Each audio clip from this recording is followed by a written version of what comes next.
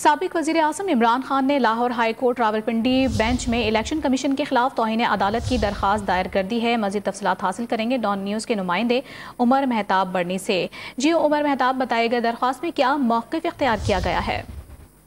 جی دیکھیں، سابق وزیر اعظم عمران خان نے الیکشن کمیشن کے خلاف توہین عدالت کی درخواست Lahore high court Rawalpindi bench میں فیصل چودھری کے ذریعے دائر کی۔ درخواست میں کہا گیا ہے کہ الیکشن کمیشن نے عدالت عالیہ کے حکم کی خلاف ورزی کرتے ہوئے عمران خان کے دوبارہ وارنٹ گرفتاری جو ہیں وہ جاری کیے ہیں، اور اس سے قبل بھی جو الیکشن کمیشن کی جانب سے وارنٹ گرفتاری جاری کیے گئے تھے انہیں Lahore high court Rawalpindi bench نے معطل کیا تھا، اور